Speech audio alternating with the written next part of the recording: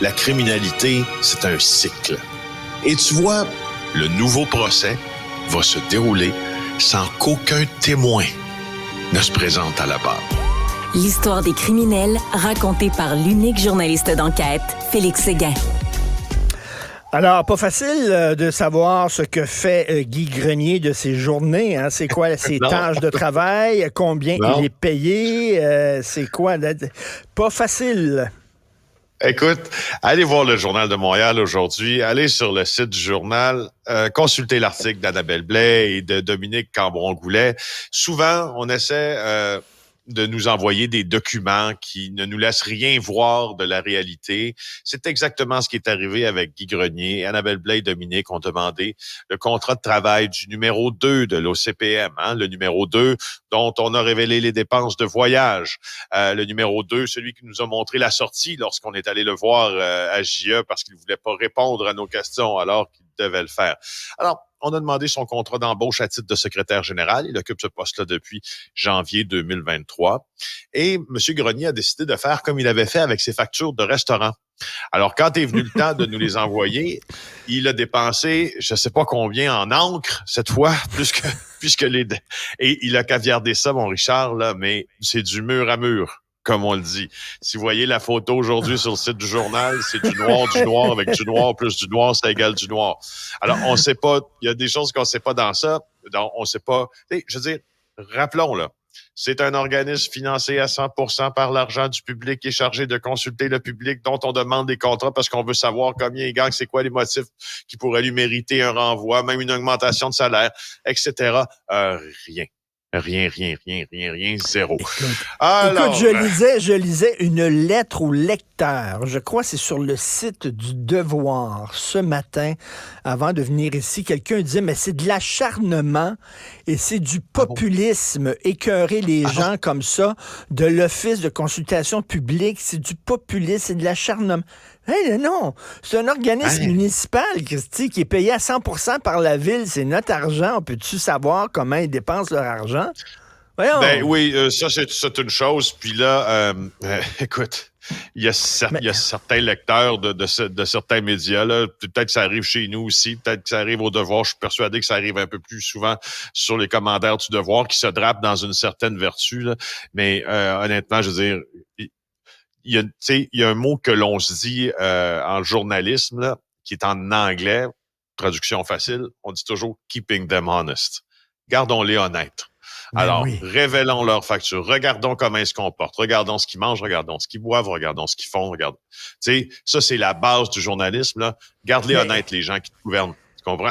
Attends, le gars, il a cavardé la durée de son contrat, son salaire et même la description de ses fonctions et de ses responsabilités comme si c'était un secret d'État.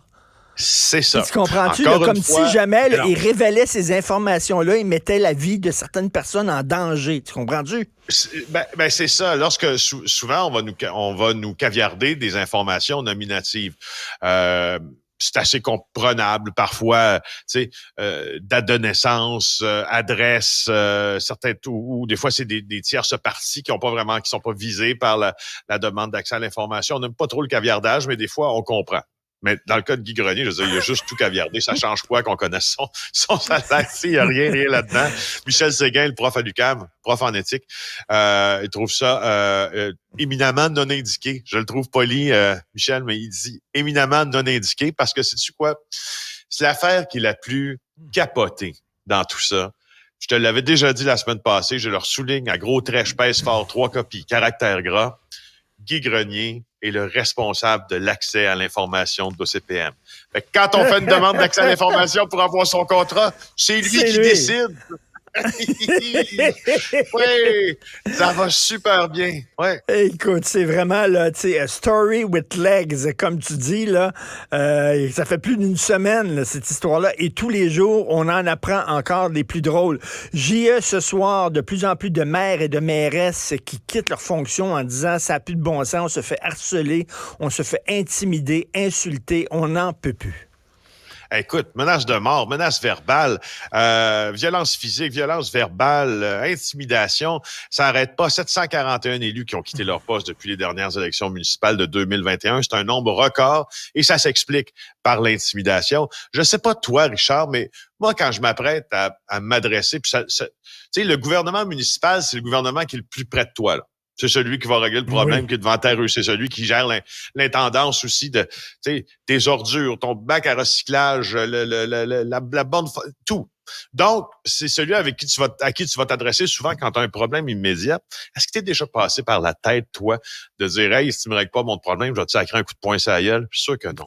Moi non. C'est complètement délirant. Mais tu sais, je parlais à Marie Monpetit qui remplace Alexandre Dubé le matin, puis elle me disait, bon, quand elle faisait de la politique, c'était bon, elle recevait bien sûr, évidemment, des courriels d'insultes et tout ça, mais elle dit au municipal, c'est que, tu sais, tes zones en face, là, c'est en personne, là. Ben, c'est tout petit, dans les petits villages, là, tu sais, le gars qui est fatigant, là, il t'écœure dans la rue quand tu te promènes dans la rue le samedi pour faire tes achats, là.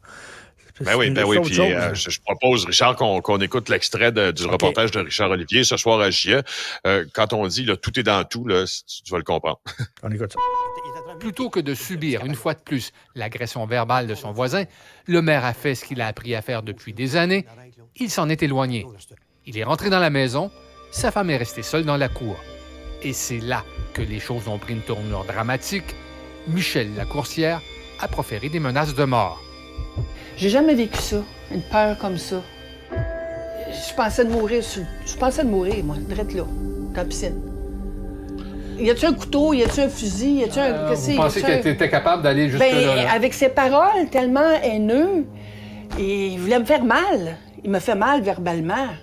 Puis même quand on dit qu'il a même mentionné l'assassinat de ma belle-sœur pour me faire mal. Regarde, toi, il t'est arrivé de quoi avec ta belle-sœur, il va t'arriver la même affaire. Ben voyons donc. Les gens sont complètement fous. Ah non, ils sont fous raides. Hey, Catherine Fournier, qui est protégée par les policiers cette semaine, elle reçoit des menaces de mort en raison du dossier des serres du parc Michel Chartrand.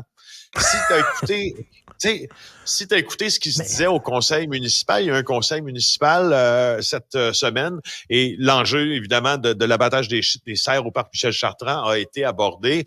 Il y avait des groupes de pression qui étaient là, qui scandaient honte à Longueuil, Longueuil doit mourir. Tu sais, il y a du monde intense, mais sur un sacré temps. Alors, c'est ça qu'on aborde. Je pense que c'est utile, tu sais, aussi de tu sais, à un moment donné, faut que le miroir, tu retournes le miroir vers la population, puis tu regardes ce que ça fait. C'est parce que dès que tu as un peu d'autorité, tu es un arbitre dans un match de baseball. Pour des jeunes, tu te fais écœurer. Même, c'est rendu qu'ils ont de la difficulté à recruter des gens pour être arbitres pour des tournois d'enfants, parce que tu te fais écœurer. T'imagines, maire ou quelque chose comme ça, ça n'a pas de sens. Les gens sont complètement crinqués. Ben, tu sais, puis là, il y a un moment donné aussi, en 30 secondes, où les élus vont devoir mettre leur culotte, pas dans le sens là éculé justement de ce terme-là, dans le sens qu'ils vont devoir poursuivre, puis entamer des recours légaux à chaque fois. Parce que, tu sais, quand t'es élu, t'en laisses passer, mais si tu laisses toujours passer, tu vas juste te faire plus intimider. Il y a certains, justement, à Potune, en Estrie, la ville s'est adressée aux tribunaux pour faire taire un citoyen qui sévissait dans un groupe de discussion Facebook. C'est hallucinant qu'est-ce qu'il disait. Alors, on va aborder ça. C'est à 21h ce soir, JE avec Richard Olivier et votre humble serviteur. Richard, bon week-end. Écoute, les journalistes aussi se font écœurer. Attention, prends-toi un garde du corps. Il y a peut-être quelqu'un, un crinqué qui va se pointer. Merci beaucoup, Félix. Bon week-end. On se reparle lundi. Salut. Avis à la gauche.